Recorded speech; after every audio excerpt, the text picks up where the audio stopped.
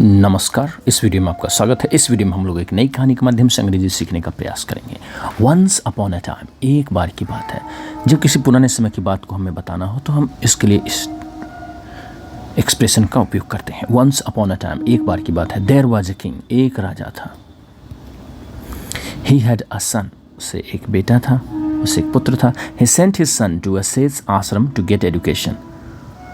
उन्होंने क्या किया, उस राजा ने, उसने अपने बेटे को भेजा एक सेज के पास, एक मुनि के पास, एक बुद्धिमान व्यक्ति को ही सेज कह सकते हैं। तो सेज यहाँ मुनि के लिए हम लोग प्रयोग करेंगे। ए सेज आश्रम, अ सेज आश्रम, एक मुनि के आश्रम में भेजा, एक बुद्धिमान व्यक्ति के आश्रम में भेजा। टू गेट एजुकेशन, शिक्षा पाने के लिए। After the completion of his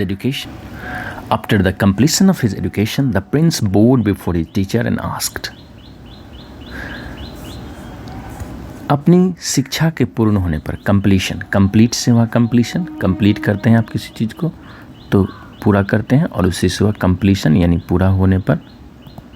after the completion, पूरा होने के बाद, शिक्षा के पूरा होने के बाद, the Prince board before his teacher, Prince ने क्या किया, अपने गुरु के सामने, अपने शिक्षक के सामने वो झुके, बो किए, वो झुके, झुककर जैसे हम प्रणाम करते हैं, नमस्कार करते हैं, ये हुआ bowed before his teacher. And asked, और पूछा, guruji give me one final lesson, मुझे एक अंतिम पाठ पढ़ाइए, मुझे एक अंतिम शिक्षा दीजिए।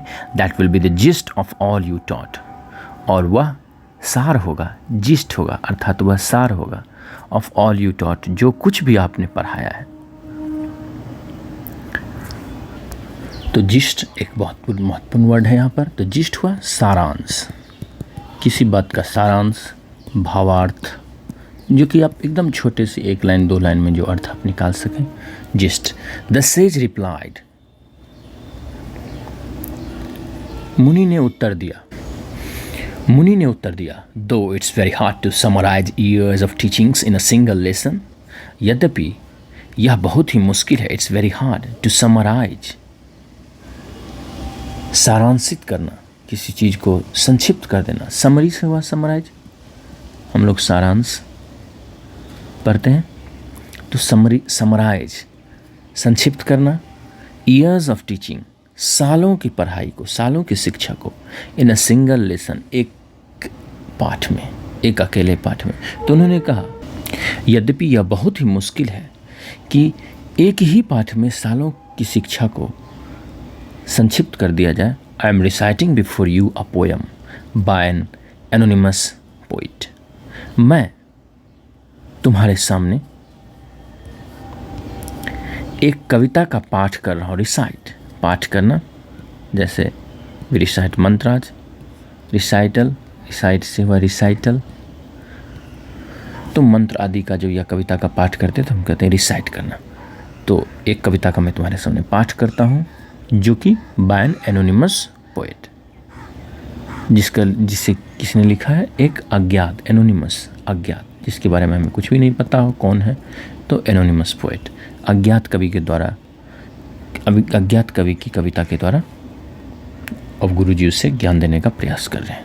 Consider it as my final lesson to you, इसे मेरे अंतिम पाठ के रूप में विचार करो, इसे मानो कि मेरा अंतिम शिक्षा है तुम्हें। It will guide you always, यह हमेशा तुम्हें दिशा निर्देश देगा, गाइड करेगा, दिशा निर्देश देगा, सही राह दिखाएगा। The poem is titled, poem का शीर्षक है, टाइटल शीर्षक होता है। जैसे किसी व्यक्ति के साथ टाइटल लगा होता है तो उसे उपनाम भी कहते हैं, लेकिन यहाँ पे टाइटल का अर्थ है शीर्षक। इट इज टाइटल्ड इफ, क्या टाइटल है इसका, इफ यू प्लांट ऑनेस्टी, अगर तुम ईमानदारी का पेड़ लगाओगे, यू विल रीप ट्रस्ट, तो तुम बदले में क्या पाओगे, भरोसा। तो यह कविता कुछ इस तरह से जारी है। एज यू सो, जैसा तुम बोते हो, सो यू रीप, जैसा तुम बोते हो वैसा ही तुम काटते हो। तो रीप होता है जब फसल तैयार हो जाती है, कोई फसल तैयार हो जाती है तो उसके बाद उसे जब काट लेते हैं तो होता है रीप करना। तो यहाँ पर होगा लाभ प्राप्त करने के अर्थ में इसका प्रयोग होगा। तो जैसा तुम ईमानदारी, अगर तुम बोओगे, ईमानदारी का पौधा लगाओगे तो तुम्हें बदले में क्या मिलेगा? भरोसा मिलेगा, तो तुम भरोसे की फसल काटोगे। इफ़ यू प्लांट गुडनेस, अगर तुम अच्छाई का पौधा लगाओगे, यू विल रीप फ्रेंड्स, तो तुम्हें दोस्ती का लाभ मिलेगा, मित्रता का लाभ मिलेगा, तो तुम मित्रता की फसल काटोगे। इफ़ यू प्लांट ह्यूमिलिटी, अगर तुम विनम्रता का पौधा लगाओगे, यू विल रीप ग्रेटनेस, तो तुम महानता की फसल काटोगे। विनम्रता, ह्यूमिलिटी और इसी से जुड़ा हुआ वर्ड है हम्बल। तो हम्बल जो है, जैसे किसी के प्रति हमें विनम्र जो व्यक्ति होते हैं वो क्या होते हैं? वो अपने पद, अपने धन संपदा इत्यादि के प्रति उनके मन में गौरव का भाव नहीं होता है, और अपने से छोटे व्यक्तियों के प्रति भी वो बहुत ही सहज होते हैं। तो ये होता है ह्यूमिलिटी, जैसे वो हम्बल से। ग्रेटनेस, तो महानता उसके पाओगे। You will plant, if you plant perseverance, अध्यवसाय, हिंदी में से कहते हैं अध्यवसाय। तो परसिवरेंस क्या हुआ? परसिवरेंस हुआ कि किसी काम को मुश्किल के बावजूद भी करने की क्षमता, करने की योग्यता। ये परसिवियर से वर्ब है इसका। तो अगर तुम अध्यवसाय करोगे, यानी मुश्किलों के बावजूद भी काम करते रहने का प्रयास करोगे, यू विल रीप विक्ट्री, तो तुम क्या पाओगे? विजय। विक्ट्री, विजय, और इसी से बना है विक्टर, जो विजेता होता है उसे विक्टर भी कहते हैं। तो अध्यवसाय का पौधा लगाने वाला क्या प्राप्त करेगा? विजय की फसल पाएगा। इफ़ यू प्लांट कंसिडरेशन, अगर तुम लिहाज या दूसरों के प्रति, दूसरों की बातों को भी विचार करने की क्षमता के पौधे लगाओगे तुम, यू विल रीप हार्मनी, तो तुम सौहार्द की फसल काटोगे। कंसिडरेशन क्या होता है? कंसिडरेशन बना है कॉन्सिडरेट से। जब हम कॉन्सिडरेट होते हैं तो हम दूसरों की भावनाओं का भी ख्याल रखते हैं, उनकी भावनाओं को हम समझते हैं। तो कॉन्सिडरेशन क्या हो? दूसरों की भावनाओं को समझने की जब भावना का विकास करोगे तो तुम क्या पाओगे? तो तुम बदले में तुम्हें मिलेगी सौहार्द, तुम्हें सौहार्द मिलेगा। हार्मोनी क्या होता है? हार्मोनी होता है जब दूसरों के साथ हमारा रिलेशन जो है वो क्या हो? एट ईज हो, एक उसमें तारतम्यता हो, तो उसे ही हार्मोनी कहते हैं। जैसे कम्युनल हार्मोनी की बात करते हैं। कम्युनल हार्मोनी का अर्थ क्या होता है? सांप्रदायिक सौहार्द, यानी समाज में जो अलग अलग धर्म, अलग अलग विचारों को मानने वाले, पंथों को मानने वाले लोग हैं, उनके बीच क्या हो? उनके बीच अच्छे रिलेशन हो, उनके बीच आपसी सद्भाव हो, तो उसे ही हार्मोनी कहते हैं। If you plant hard work, अगर तुम कठिन परिश्रम या परिश्रम, अगर तुम परिश्रम के पौधे लगाओगे, यू विल रीप सक्सेस, तो तुम सफलता की फसल पाओगे, यानी परिश्रम करोगे तो तुम्हें सफलता मिलेगी। इफ़ यू प्लांट फॉरगिवनेस, अगर तुम क्षमा के पौधे लगाओगे, यू विल रीप रिकॉन्सिलिएशन, तो तुम मेल मिलाप की फसल काटोगे। जब हमें हमारी जिससे शत्रुता हो, जिससे हमारा झगड़ा हो, जिसने गलती की हो, अगर उसे हम क्षमा कर देते हैं तो क्या होता है? इससे दो पक्षों के बीच में मेल मिलाप हो जाता है। इससे दो पक्ष जो है वो आपस में मिल जाते हैं, और उनके बीच जो झगड़े की स्थिति होती है वो क्या हो जाती है? वो समाप्त हो जाती है। तो फॉरगिवनेस, फॉरगिव से बना है, फॉरगिव से फॉरगिवनेस, फॉरगिव अर्थात क्षमा कर देना किसी को, और रिकॉन्साइल से रिकॉन्सिलिएशन बना है।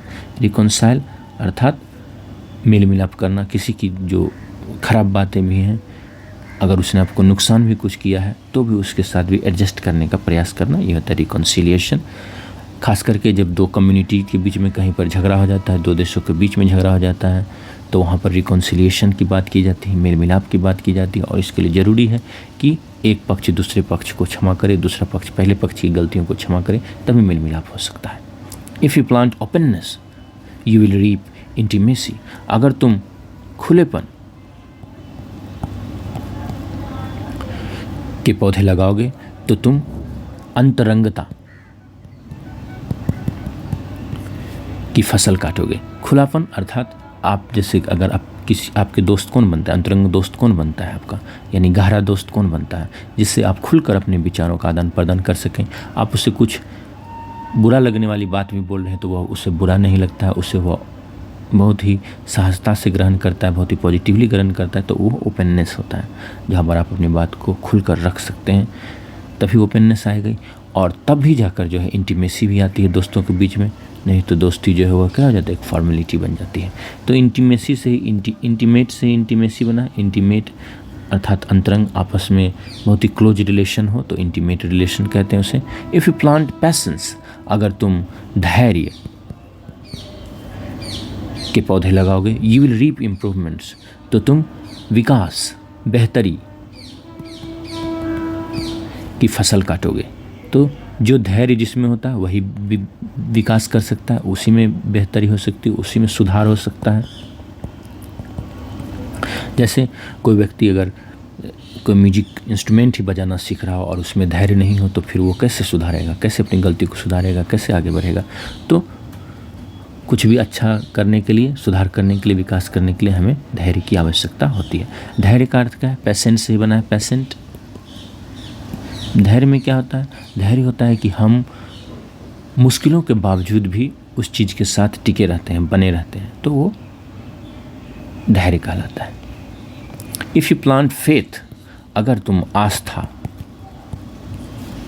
के पौधे लगाते हो, यू विल रीप मिरेकल्स, तो तुम चमत्कार की फसल काटोगे। जैसे आस्था होने पर ही चमत्कार भी हमें दिखते हैं। जैसे लोग कहते हैं भगवान के घर देर है अंधेर नहीं है, यानी वो आस्था का ही कमाल होता है कि चमत्कार हो जाता है। ईश्वर ऐसे ऐसे चमत्कार कर देते हैं कि जिसकी लोग कल्पना भी नहीं कर सकते। तो आस्था से ही चमत्कार की उत्पत्ति होगी। अगर तुम आस्था के पौधे लगाओगे तो तुम्हें बदले में चमत्कार मिलेगा, तुम बदले में चमत्कार की फसल काटोगे। लेकिन if you plant dishonesty you will reap distrust, लेकिन अगर तुम बेईमानी के पौधे लगाओगे तो तुम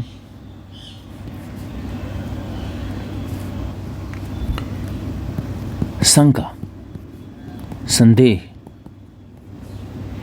की फसल काटोगे। तो जब जहाँ पर बेईमानी होती है वहाँ पर क्या है, तो वहाँ पर ट्रस्ट यानी भरोसा नहीं होता है। ट्रस्ट से डिस्ट्रस्ट बना है। जब आप ट्रस्ट करते हैं तो आप उसकी बातों को मान लेते हैं, आप विश्वास करते हैं, और डिस्ट्रस्ट जो होता है तो आपको क्या होता है, अविश्वास हो जाता है। तो गुरुजी उससे बता रहे हैं कि अगर तुम बेईमानी की फसल लगाओगे तो तुम्हें बदले में क्या मिलेगा, अविश्वास मिलेगा, शंका मिलेगा, संदेह मिलेगा।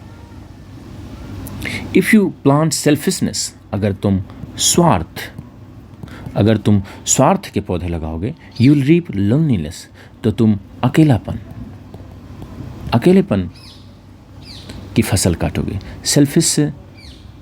सेल्फिशनेस बना है, स्वार्थी होते हैं सेल्फिश, और उस जो उनमें जो भावना होती है उसे कहते हैं स्वार्थ। और लोनली से लोनलीनेस बना है। लोनली मतलब अकेला जो तन्हा हो, जिसका कोई नहीं हो, वो है लोनली। तो लोनली लोग जो होते हैं वो क्या होते हैं, दुखी होते हैं। एक अकेला यह भी होता है एलोन जो है वह दुखी वाला अकेलापन नहीं है, अकेला नहीं है। और लोनली जो है वह दुखी वाला अकेला है। एलोन जो है वह एकांत वाला है, सॉलिट्यूड वाला। इफ़ यू प्लांट प्राइड, अगर तुम घमंड के पौधे लगाते हो, यू विल रीप डिस्ट्रक्शन, तो तुम विनाश की फसल काटोगे। तो जो घमंडी लोग होते हैं वो क्या होते हैं, उनसे लोग दूर हो जाते हैं, और जो लोग दूर होंगे तो किसी का भी अपने लोग नहीं रहेंगे उसके पास, तो उसका क्या हो जाएगा, डिस्ट्रक्शन हो जाएगा। डिस्ट्रॉय से ही डिस्ट्रक्शन बना है। आगे, इफ़ यू प्लांट एनवी, अगर तुम ईर्ष्या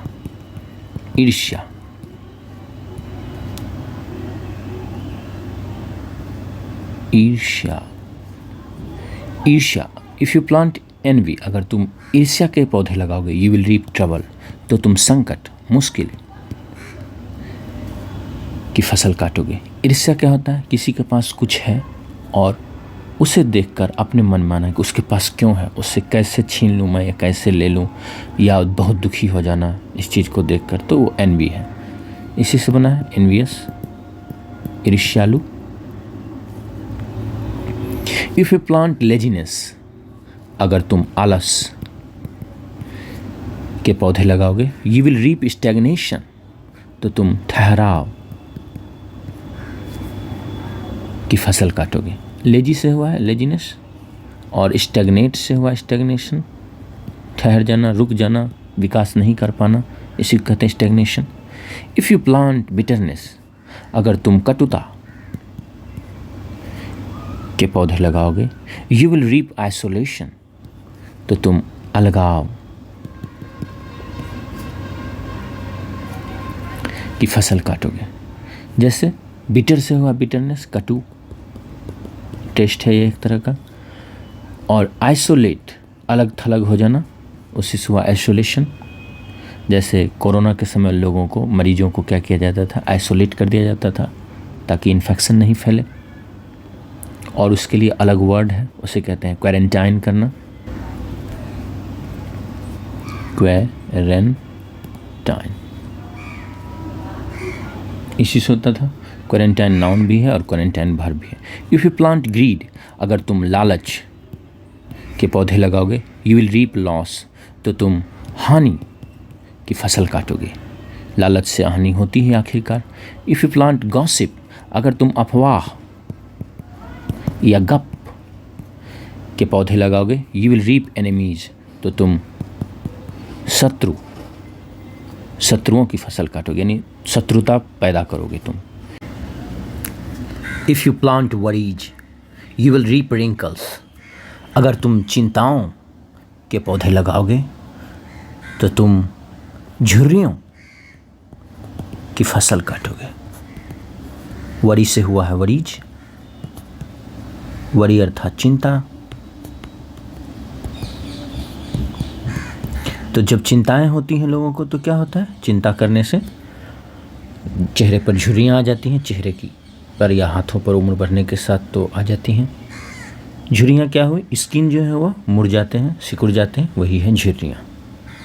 इफ़ यू प्लांट सिन, अगर तुम पाप के पौधे लगाओगे, यू विल रीप गिल्ट, तो तुम अपराध बोध या दोष की फसल काटोगे। तो जब कोई पाप करता है तो उसके मन में उसके लिए, उस अपराध को करने के लिए जो भावना मन में आती है उसे ही कहते हैं गिल्ट। इसी से हुआ गिल्ट, से गिल्टी हुआ है यानी दोषी। कोई आदमी जब कोई बुरा काम करता है तो वह होता है, उस पर एक्यूज किया जाता है उससे, यानी उस पर आरोप लगाया जाता है, तो वह हो जाता है अक्यूज्ड। और जब पुलिस उस पर आरोप लगाती है तो वह होती है चार्ज करना, उस पर चार्ज्ड हो गया। और जब कानून उसे मान लेता है कि यह इस अपराध का दोषी है तो वह गिल्टी हो जाता है, यानी अपराधी वह सिद्ध हो जाता है, दोष सिद्ध हो जाता है उसका। तो गिल्ट जो है वह है मन में अपराध के प्रति, जो अपराधी के मन में जो भाव आता है कि उसने कुछ गलत किया है, उसे ही कहते हैं अपराध बोध। तो पाप करने वाले के मन में अपराध बोध आता ही है। इसलिए उसके गुरुजी ने कहा सो बी केयरफुल, इसलिए सावधान हो जाओ। व्हाट यू प्लांट नाउ, कि तुम अभी किस चीज़ के पौधे लगा रहे हो, इट विल डिटरमाइन, यह निर्धारित करेगा, what you will reap tomorrow, कि तुम कल कैसी फसल काटोगे। The prince bowed before his guru, राजकुमार ने अपने गुरु के सामने झुककर उन्हें अभिवादन किया, उनका अभिवादन किया, झुककर उन्हें प्रणाम किया। एंड बिड एड्यू, और उनसे विदा लिया। तो एड्यू का अर्थ हुआ गुड बाय, और जब बिड एड्यू करते हैं तो उसका अर्थ होता है विदा लेना।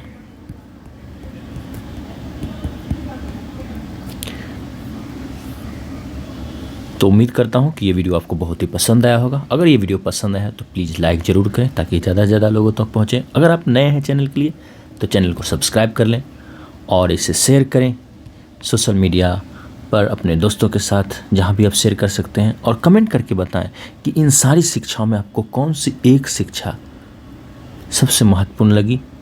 सबों के लिए अलग अलग हो सकती है। आप कमेंट करके ज़रूर बताएं और अपना ख्याल रखें। बहुत बहुत धन्यवाद।